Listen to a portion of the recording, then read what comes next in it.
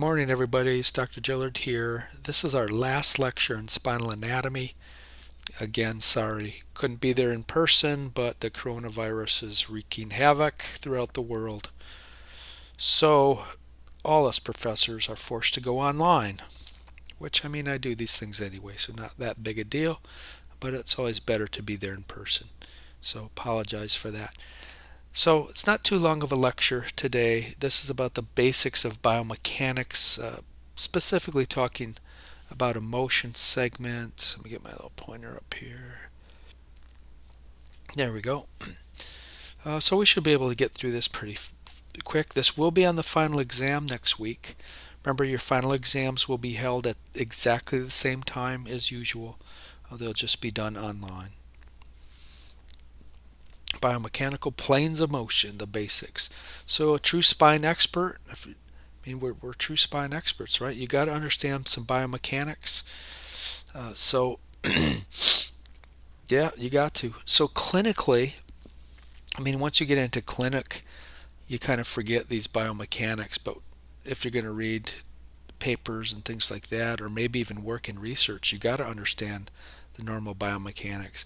Clinically speaking, this is all we usually use. Flexion is going forward, extension is going backwards, lateral bending or side bending, you have left and right lateral bending, and rotation is just twisting. And these are lumbar ranges of motion, right? Basically the same for the cervical. Thoracics can be a little bit different. Well, actually, the same range of there's same motions for thoracic too. They're just measured with this little. Well, we won't get into that. So there are only two types. It looks easy, right? There's only really two types of motion that a vertebrae can go through, and that's something called translation. That's a little foreign to some of you, maybe. That's sliding. If you take a block, like a kid's block, you put it on a table and you slide it. That's translation. That's a translation. It's sliding along an x-axis in that case. But there's three axes that we'll talk about. But think of it as a sliding motion. And then there's rotation, and we know what that is. That's just twisting. But it's twisting around a given axis, one of the XYZ axes. So yeah, but unfortunately it's not quite that simple. But really, those are the two motions, and there's different types of those motions. So translation of motion, let's talk about that.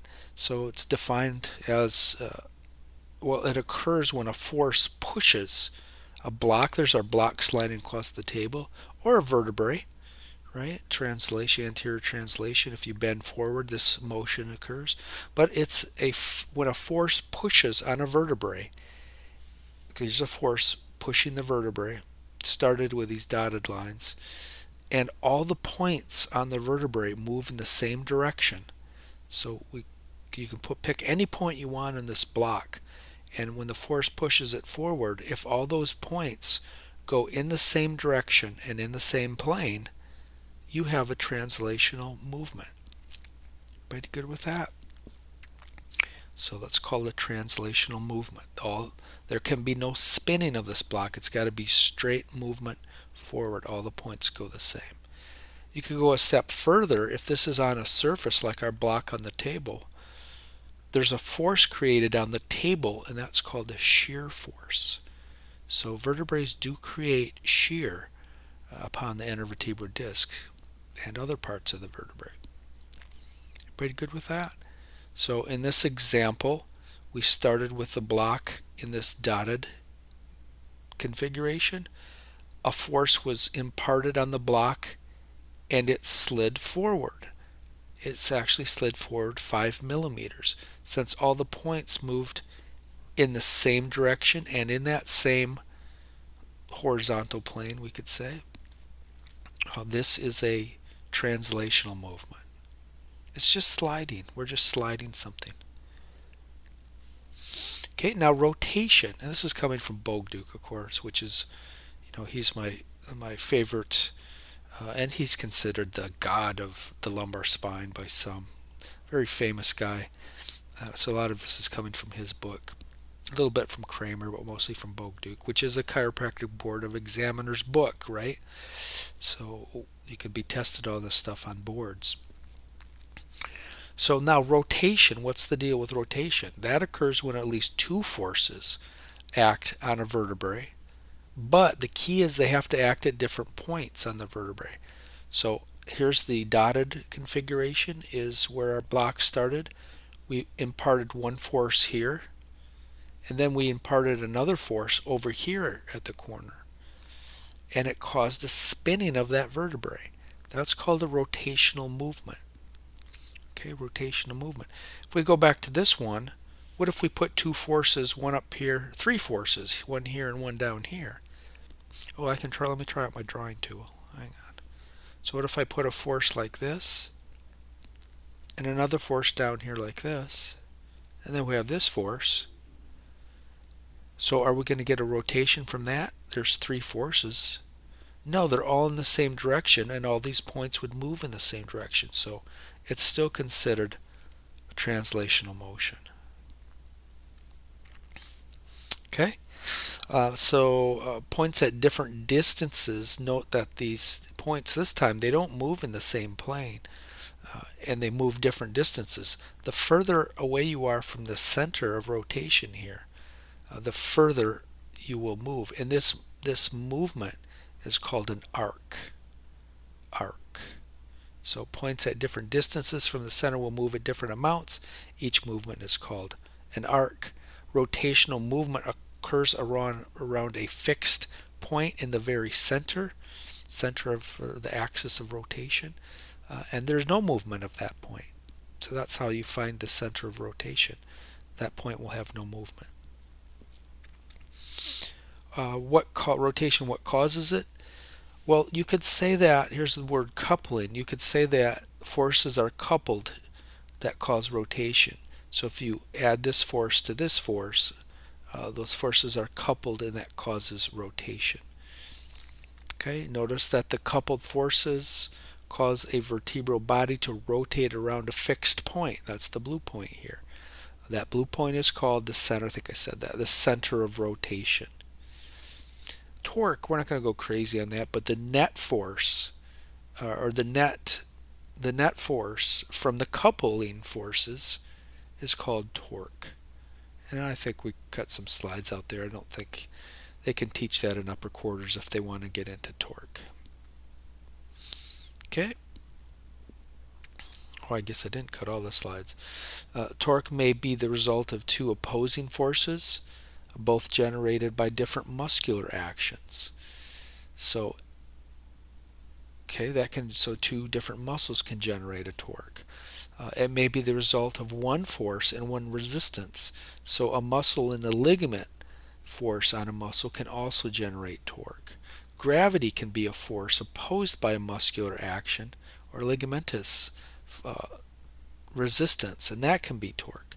For example, your cheeks on your face are held up against the force, gravity, and that creates a torque. I thought I took that slide out, but I guess I did leave some more in. When a bone rotates, so here's a bone. Let's say this is your humerus. So let's twist the humerus. When a bone rotates, we say that different points have different rotational excursions.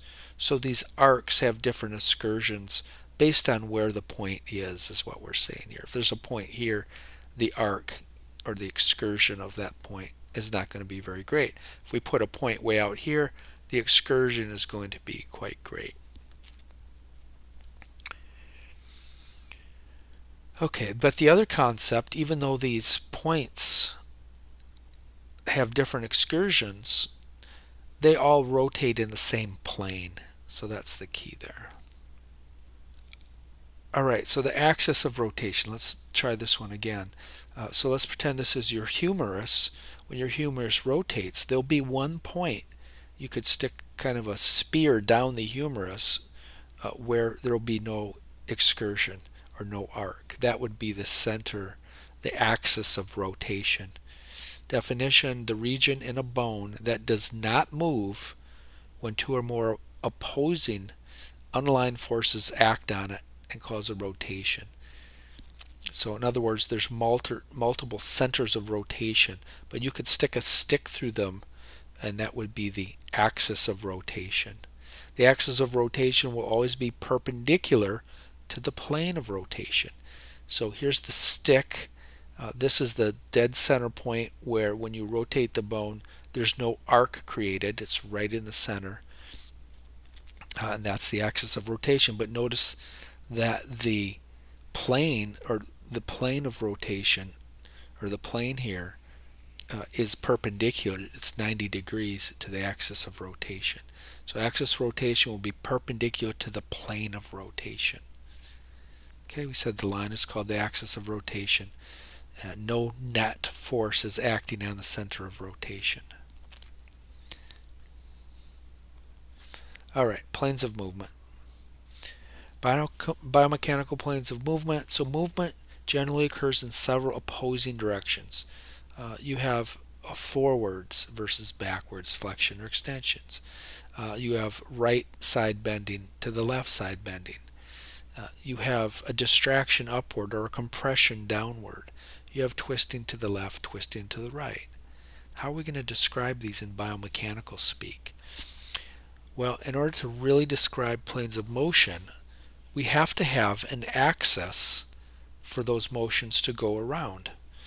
And if you go back to your old high school days, or probably junior high days, junior high, maybe even grade school these days, you're taught there's three axes, and they are basically the X, the Y, and the Z axis. I'm sure everybody knows the X and Y. The Z axis may be a little not so known to people, but it's a very important one. Okay, so those are called the three biomechanical axes, X, Y, and Z. Be a nice question, wouldn't it? Which one of the following is not one of the three biomechanical axes? I could say the W, the X, the Y, the Z. That would be a really ridiculously easy question. All right, so let's look at the old cube. Go back to geometry days. So this is the purple. You got to use your mind now because this is two-dimensional. The purple is coming out of the plane of the page. Right? This lateral one, left lateral, is going into the plane of the page deeper and deeper. There's the anterior, would be deep into the plane of the page. It's cut off because we can't see it all. Can't see the right lateral side. There's the inferior side. It can't. The superior side would be behind the posterior up here. So here's our three biomechanical axes. So the X1 would run medial to lateral for the center of this block. The Z-axis would go deep into the plane of the page, and in this block it would go in a posterior to anterior direction. Going straight up, inferior to superior by these arrowheads, that's the Y-plane. All right? Simple as that. I think you know that. If we draw, let me try my drawing tools again. This is a pretty cool little program. So if we draw a little human here, and now you will learn why I don't draw on the board, and I like my PowerPoints. Okay, here's a human just sticking out like this. So if you stand like this and put your arms straight out, like pretending you're an airplane, what plane is this? I think I can actually change colors with this little program. Oh, look at that. What plane is that? Well, it's going medial to lateral. Medial to lateral. So that's the x-axis. X-axis. How about if we draw a plane going like this? Up and down. Like your spine is in which axis? Well, this is inferior, superior, right? Yeah, so that's the y-axis. Now this one's hard to draw from this angle, but it would be coming straight out of the plane of the page at us. I can't draw three-dimensionally. But that would be the z-axis, right? Because it's coming posterior to anterior. Got it? All right. Now if we apply those forces to a vertebral body, pretty simple. There's our arm. If we're back to that same drawing, if we're standing up straight and sticking our arms straight out. The transverse processes, this lumbar vertebrae, are like the arms. So that would be the x-axis, right? And then the spine or the spinal cord would be running straight up and down. That would be the y-axis. And then going straight forward out of your belly button, heading straight forward, straight anterior, posterior to anterior, or you could say anterior to posterior, it doesn't matter, it's the same axis. That's the z-axis. Everybody good with that? Important concept to know. Alright, as we mentioned before, there's only two types of biomechanical motion.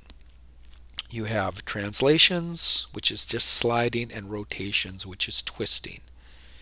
Okay, we already covered that. So transitions are sliding movements, but they have to be around one of the planes. So they're going to go down one of the planes, either the x, y, or z. Some people think it use the word gliding motion. It's the same thing. But it's not going to be twisting around. You can't translate around one of the axes.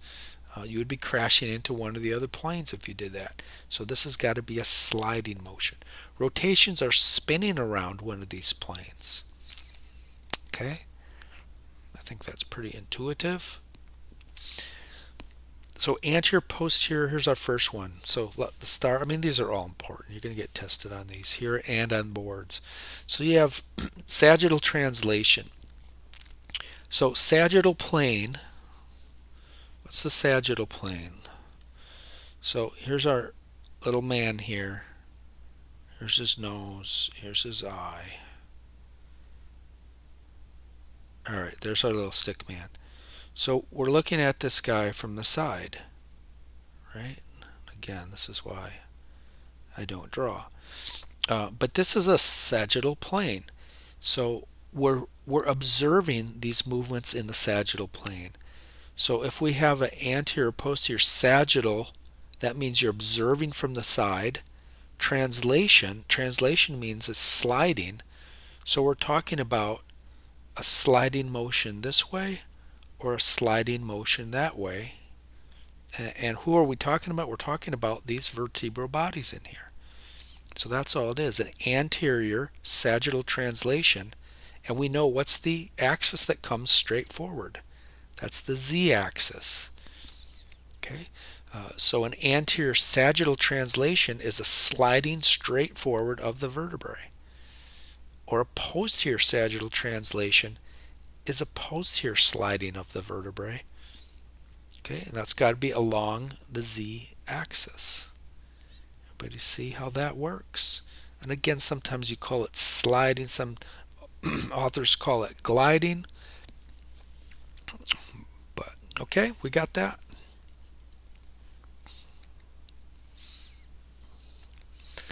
Alright, so let me get a little sip of water here.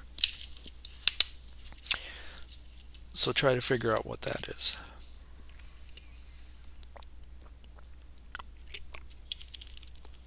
Well, that's sagittal translation. We just talked about it. But now we're going back to our bone. So anterior sagittal translation is sliding forward. These are clinically important motions here because you can have instability with these. Posterior sagittal translation. But how does sagittal fit into this? Sagittal means you're observing from the side, from a side view. We can observe from a horizontal view, an overhead view, an axial view, if you will. Transitional view, cross-sectional view, chat, right? Or we can observe from a front, from a coronal plane. But right now we're observing from the sagittal, from the side. So you can have an excess of sagittal translational movement, and that creates a instability and maybe a cause of chronic back pain. We'll look at an example of that. I think I've showed you an example of that. How does sagittal translation occur in the spine? Well, it's coupled with another motion. So in order to have a sagittal translation, you have to bend forward or bend backwards. So it's said to be coupled with sagittal anterior or sagittal posterior rotation. So those are coupled together. So forward or backward bending in a motion segment is called sagittal rotation. And that's what causes the bone to try to move forward and try to move backwards. So these two motions, we should have more stars here. It's an important concept that these two are coupled together. Got it? So these two sagittal, we're observing sagittally from the side. So sagittal bending and sagittal translation are coupled together. Well, they're coupled together, but really it's the sagittal rotation that causes the forward, or causes the sagittal translation. Everybody good with that? Think about that. What about sagittal translational instability? So normally when you bend forward, the bone wants to slide forward as well. Okay, so normally that doesn't happen, does it? Might happen a tiny bit, but it should never happen more than 3.5 millimeters. So if you bend forward and backwards, you have your facet joints, or in our class we're calling them zygapophyseal joints or Z joints. When you get into the real world, nobody calls them that. They all call them facet joints. So you have a neural arch that's intact. All of that stops anterior and posterior sagittal translation. But what if you have a crack in the pars interarticularis? Or what if you have sagittally orientated degenerative facets that don't work anymore? You can actually get abnormal translational movement, anterior posterior translational movement, and that can be a source of pain. It can jam into the traversing nerve roots and cause sciatica. So anything greater than 3.5 millimeters is the standard that we all use. That's considered an instability, specifically a anterior posterior sagittal translational instability, if you want to get specific about that. All right, so here's the concept. So if you take a motion segment and here's kind of the ghost view where you started. If you flex that motion segment forward, normally these two dots in the posterior corners will stay in place. There'll be no anterior slide here, no anterior or sagittal anterior translation. But in people with a fracture let's say they have a fracture through the pars interarticularis, or the facets are rotten and they don't prevent slip, when you bend forward, you will actually get some movement. So in this vertebrae, you can see that when they bent it forward in the lab, it actually did translate forward. There was some anterior sagittal translation forward. In fact, there's ways to measure that. And if it's over 3.5, that's a problem. Surgeons aren't happy if it goes 3 or 4. Surgeons don't get excited. It goes over 5 millimeters, 7 millimeters. That's definitely a cause of chronic pain in most people. So fusion will be needed to fix that abnormal motion. Okay. So in this case, 7 millimeters of anterior sagittal translational slip has occurred, and yeah, that's instability. This patient's unstable. That's why your flexion extension radiographs are super important, as are your lateral bending radiographs. Let's do a case. 52-year-old female from India with chronic low back pain consulted me, and she was told that she was not a surgical candidate. Miserable, absolutely miserable. Her Oswestry Disability Index was 55%, just miserable. So the first thing I asked is, well, did they do a flexion extension x-ray? How do you know you're stable? Well, they didn't do that, so we ordered one. Here's the flexion extension that we ordered. So she does have a spondylolisthesis at L5. So when she bent backwards, So this is a little, because you don't, when you're unstable, you don't always follow the rules. Normally when you bend backwards you slip back, but in this case it was the opposite. But nevertheless, when she bent backwards, you can measure the S1 back of the S1 segment to the posterior inferior corner of L5, and we can draw a line there, and we got 0.85 centimeters. When she flexed forward, instead of normally translating forward, she went backwards. So she almost went back to 0. So not good, right? So you can convert these 8.5 centimeters is of course 0.85 centimeters is 8.5 millimeters. So 8.5 millimeters minus 1.6 millimeters, because it didn't go all the way back to 0. So she's got almost 7 millimeters of sloppiness, slipping and sliding in the sagittal plane. So she's got anterior posterior sagittal translational instability. Usually we just call that she's got translational instability. They just assume they get too lazy when they report in the literature. They'll just say anterior posterior translational instability. But technically it's sagittal anterior posterior sagittal instability.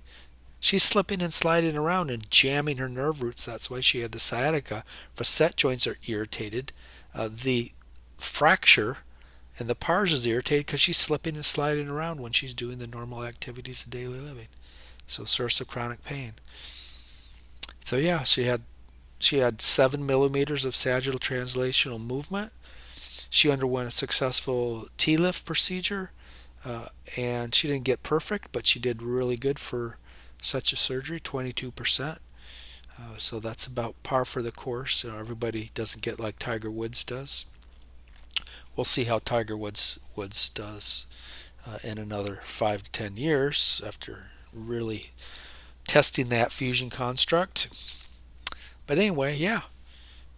So that's an active example of how translational instability can cause problems. Okay, now this is confusing. What about horizontal translation? What the heck does that mean? Well, the first part always tells you where you're going to be observing from. So in a horizontal, that's the hat, right? Horizontal, axial, transverse, cross-sectional. You're going to be looking from either underneath, or it's easier to think of you're looking down, a bird's eye view. Okay, so translation, if you're looking down, how can a vertebrae translate? Gosh, I'm going to try to draw this. I'm probably going to be sorry I did this. Here's a vertebrae from a bird's eye view, right? Spinous. Oh my god, that's terrible. Let's try that again. Here's the vertebral body. Here's pedicles. There's the vertebral arch. And I'm trying to draw my finger too. It's not like I have a pencil here. See, I'm trying to make excuses. All right, there's a vertebrae. All right, but we're looking down on top of it. So horizontal, we're looking down at it. Now translation. Well, I mean, it really can't go forward because the facets lock it, but it can do this. I mean, you just have to memorize these things because that's what's so confusing about biomechanics. So when we say horizontal translation, we're looking for side to side slip in a flat plane is the point I'm trying to make here. Why it's confusing, because I mean we could actually see front and back slip as well. So that's why you just have to memorize anterior and posterior sagittal translation is always looked at from the sagittal plane. Lateral slip, lateral translation, slipping like this is always observed from the horizontal plane. There's no rhyme nor reason to that really. You just have to memorize that. Okay, get rid of that thing. So we have a left and right horizontal translation. That means that the vertebrae sliding to the left or it's sliding to the right. It's in relationship to the vertebrae below as you observe from above. The movement is viewed from an overhead perspective, so that's a horizontal or axial. And we're going to get in trouble with this. We're not going to, but biomechanists are going to get in trouble with that word later on. But in biomechanical speak, it translates around what axis? That would be well, we saw the little transverse processes show you the x-axis. So the translation or the slide is along the x-axis. If you're a real nerdy biomechanist, you can say if it slides to the left, that's designated as x plus. If it slides to the right, is x minus. Okay, so left horizontal translation is nothing more than left lateral slide. Another way you could say it. Right horizontal translation is right lateral slide. Hey, there's a picture of that. Only we're kind of cheating, right? We should really be looking from overhead view, but nevertheless, there's a horizontal translation, kind of from an overhead oblique type view. But it slides, bottom line is it slides like that along the x-axis, right? What about horizontal translational instability? Can you have a kind of a lateral instability? And you can. So some people can have a horizontal translational instability along the x-axis. About that same 3.5 millimeter rule kind of applies. In reality, go into the PubMed and type in horizontal translational instability. I don't think you'll find a single thing. I googled it. There's very, very few people who actually call it that. They call it lateral translational instability. So you have AP translational instability, means you have an abnormal slip going front and back. Lateral translational instability is a lateral slip, which is a little unusual, right? And there's some coupling involved with that. We're not going to get into that. They can teach you that in upper quarters, but nobody calls it that. But I will for the test, right? For biomechanics, you need to know what this horizontal translational instability is, and it's too much slip, greater than 3.5 millimeters of slip when you laterally bend to the left and laterally bend to the right. Where do you see this horizontal translational or lateral translational instability? Scoliosis patients. Scoliosis patients, we've talked about a spondylolisthesis or an anterior listhesis. We haven't talked much about a lateral listhesis, and people with scoliosis can have a slip laterally, and it can compress nerve roots and cause horrible radicular pain. Right? 24-year-old patient, chronic back, thoracic spine pain. What do you think there? Did an Adams test on her. You'd see hunching like crazy in here. Shoulders are a little bit unlevel, but you can see there's the rector spinae muscles are really twisted. Let's take a look and see what she looks like on an x-ray. Holy smokes. Right? So wicked, was that Linky 5? Go to my Linky videos and I'll teach you how to medically classify scoliosis. It's a bad, pretty thoracolumbar scoliosis though, right? Can you fix something like that? It causes horrible debilitating pain? Yep. So you can fix it posteriorly. This is an anterior intersegmental fixation. It's weird they call it anterior because it's done, you can see the surgical staples. It's done through the side, and they put pedicle screws in. I guess they don't call them pedicle screws, but they put them through the vertebral bodies. Why is it called anterior fixation? Because it's going through the vertebral bodies and not, which is the anterior column. Right? It's not going through the posterior column, but they fixed it, right? Got some videos on that. So let's do a real case. 55-year-old male patient comes in disabling low back pain, which was recalcitrant to conservative. What's that word mean? Recalcitrant. What's refractory mean? Those are two words you need to know. It means it was resistant to care. It didn't take treatment. Chiropractic, physical therapy, acupuncture didn't work. Even the pain management docs, the needle docs couldn't fix him. So then they go to the surgeon. So he consulted with me, brought in an MRI disc. What do you think of this? This is a A to P view, coronal view. Some of you are seeing the problem, right? So look at the corners here. There's the corner of L4. Get my drawing tools out here.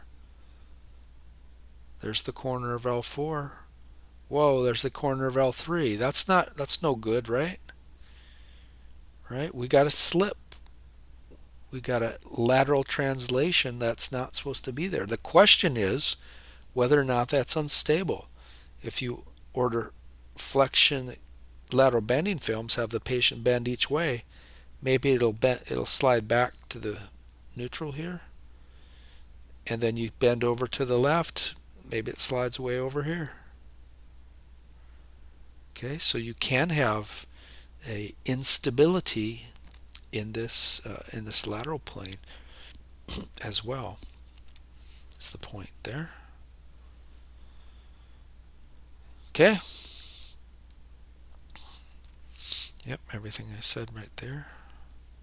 Okay, in clinical practice, you call that a lateral listhesis, and you have to do lateral bending radiographs to see if they have lateral translational instability. Okay, and I mean, for biomechanists, do they have horizontal translational instability? That's just, I mean, you have to memorize that, and it's just, I mean, practically, you forget that stuff. So if you say lateral translational means slip, instability, you think, oh, okay, so the spine, the vertebrae are slipping lateral, medial to lateral. Makes more sense. But nevertheless, this is biomechanics day. We're going to use biomechanics. Okay, coronal translation. What the heck is that? Coronal view is looking straight at the patient from an A to B view. And so translation is a slip. And so what could this be?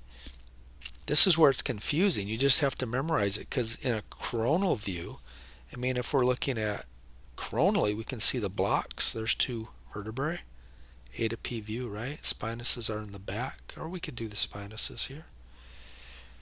Coronal view, I mean, what could we see? We could see lateral slip, right? But they don't, for whatever reason, they use coronal translation to mean any kind of a slip or movement upwards or a slip downwards. These are not, you don't see these in clinical practice, but that's what coronal means. So for a coronal view, we're just looking for a cephalad coronal translation, and this is all around what's the rod going up and down. What axis is that? Good, that's the y-axis. What axis is this? Transverse processes would be sticking out here. Hold your arms out like an airplane wing. Those are the x-axes. So we're looking for upward slip, which is upward, we know from embryology. Cephalad and caudal is down toward the tail. So an upward slip in a translation, upward coronal translation means a movement of the vertebrae up, not natural. But what if you're doing traction on someone's neck and you're pulling their neck up? That's an example of cephalad coronal translation. So it comes in more like to a treatment type of deal. All right, so you just got to memorize that. So from the coronal plane, we're just looking at up and down for now. Okay, cephalad coronal translation is commonly known, more intuitively known as axial distraction. This is where it gets really confusing, because axial, terrible word to use because that's really an overhead view. Nevertheless, they're talking about the axis, the spine, like a stick going right through the spine. That's your axis. So cephalad coronal translation is commonly known as longitudinal distraction or axial distraction. Kind of pulling up the head would be an example. Often used in chiropractic techniques like the modality traction. Cephalad coronal translation is no longer used. It's been replaced by the word cephalad axial translation or axial distraction. Right? Coxflexion distraction treatment is an example of this. You'll learn that as you go through the program. What about caudal coronal translation? That's the movement of vertebrae inferiorly. How would you get a vertebrae to move inferiorly? Well, you'd push down on the head and compress it. There's some tests you're going to learn about compressing down. So that would be a movement of vertebrae down the y-axis. This term is really not used except by hardcore biomechanists working in the lab. It was replaced by caudal axial translation. So the coronal was kicked out and replaced by axial, which makes it really confusing because axial is an overhead view and you really can't see this upward and down movement. So I don't know who thought this up, but not a great idea. Makes things really confusing. This type of movement is really called axial compression, and it really has no use except for guys working in the lab. So here is cephalad coronal translation along the y-axis, caudal coronal translation along the y-axis. We're not done yet. What about rotation? How are we going to see twisting of the vertebrae to the left and right? We're going to go back to the sagittal plane. Oh no, I'm sorry. Sagittal rotation we're going to talk about first. We talked about this coupling. What was it? Sagittal rotation couples with what? It causes what motion? Anterior posterior sagittal translation. That's the kind of stuff you need to know. So we have an anterior and posterior sagittal rotation we talked about. It's a movement. Now rotation is not a sliding, it's a rotation. So it's a twisting around what axis? It's a twisting around the x-axis, right? Those are your transverse processes. So anterior sagittal rotation is a forward bending or reflection. Posterior sagittal rotation, AKAs, are backwards bending or extension. And again, we said this movement is coupled. Actually, it creates sagittal translation, so the two are coupled together. But this is the instigating motion. So bend forward at the waist, fancy way to say that is anterior sagittal translation. And you can see how it rotates around the x-axis. Could it rotate around the z-axis? No, no way. You'd have to break the pole. You can't break the pole. You have to twist around the pole. Got it? Extensions, posterior sagittal rotation, commonly known as backwards bending. Pretty straightforward there. Now let's go back to that A to P view in the front. So now this is where lateral bending comes in. So we observe lateral bending by looking in the at the front plane. Okay, so we have right and left lateral bending. So what is that in biomechanical speak? Coronal rotation. So we have a left and right coronal rotation. Got it? So rotations are twisting around an axis. What axis do we have that we can twist around? Well, let's draw vertebrae. Okay, so we're looking A to P. These are the transverse processes. There's the spinous process. The back. Let's draw the pedicles in there. Right? When you're reading pathology, you always look for the man. Look for the two eyes and the nose to make sure there's no cancer. Anyway, I digress. So left and right coronal rotation. So how can we stick a stick through this and not break the stick? And because we're going to rotate it, right? We're going to rotate it this way. We're going to rotate this vertebrae this way or tip it this way. Well, there's only one stick that you can do this at. That would be a stick coming right out of the plane of the page, right toward us. And that would be the z-axis. Okay? So now we know right and left coronal rotation. This one is also coupled with horizontal translation. So remember I say you test lateral instability by doing lateral bending radiographs. So if you bend a patient to the left and to the right, that will also stimulate a slip or translation to the right and left. Right? So it is coupled with right and left horizontal translation. Pretty good with that? I know this is not easy stuff. Alright, so here's our cartoon again. Probably should have just, instead of trying to draw it, let you see here. So we can laterally bend, we can twist around this z-axis without breaking the pole. We tried to twist around this, and you can't twist around this. You can't twist around this. Right? You can lateral bend around the z-axis. Awesome. Horizontal rotation, there's a right and left horizontal rotation as well. So now we're going back overhead and looking down. So what is this? This is just twisting. Twisting to the right and twisting to the left. So there's a right and left horizontal rotation. So we're looking using that overhead view again. Assessed from the overhead view, more commonly known as right and left axial rotation or trunk twisting.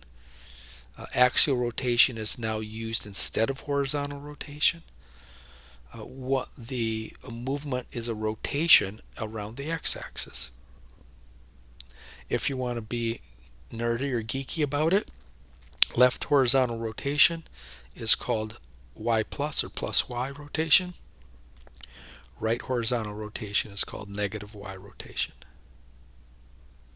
Okay, so let's look at our model twisting here. The vertebrae twist, this is a counterclockwise twist. So that would be called right. We're observing from the horizontal plane, looking down, it's rotating around the y-axis. So we have right horizontal rotation, and left would be just the opposite. Pretty good with that. Okay, now what we're using, so biomechanics introduced a word called axial. So this word was introduced to clarify some differences between translations and rotations in the horizontal and coronal plane. When you hear the word axial, think of some type of movement that occurs along the long axis or the y-axis of the body. I should have put in here. So it's the axial, it's just the spine, it's the y-axis. But again, it's confusing because it's an AKA for horizontal. So somebody didn't realize their AKAs, I think, when they designed this system. So yeah, the problem is axial is an AKA for horizontal, so it kind of messes things up a little. So axial rotation replaces the term horizontal rotation by some but not all biomechanics. Super confusing, I know. Now I'm just teaching you like it is. So you can argue with biomechanics about why they made such a mess. Wait till we get to fifth quarter and talk about the gastropathies. What a mess, and like 2 pages of AKAs, 2 slides of AKAs. Terrible mess. They should be ashamed of themselves for making such a mess. But anyway, digressing again. So many biomechanics were having trouble with the word horizontal rotation. They were forgetting, rotation, is it a coronal rotation? Do we look from overhead? So they just got rid of it, or they're trying to get rid of the word, and now they say right and left axial rotation, and that's twisting around the y-axis is what that means. Okay, so axial rotation still means right rotation around the long axis of the body. Basically around the y-axis. It's just twisting. All right. Axial translation replaces coronal translation. So this is confusing because these are different planes. So, true biomechanists look at coronal translation from a A to P perspective, but they called it axial translation. So biomechanics were even having more trouble with the word coronal translation.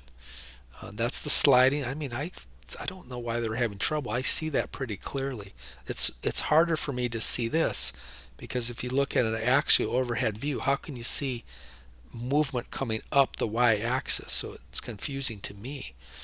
But nevertheless, here's what we have. So some biomechanics are having trouble with the word coronal translation.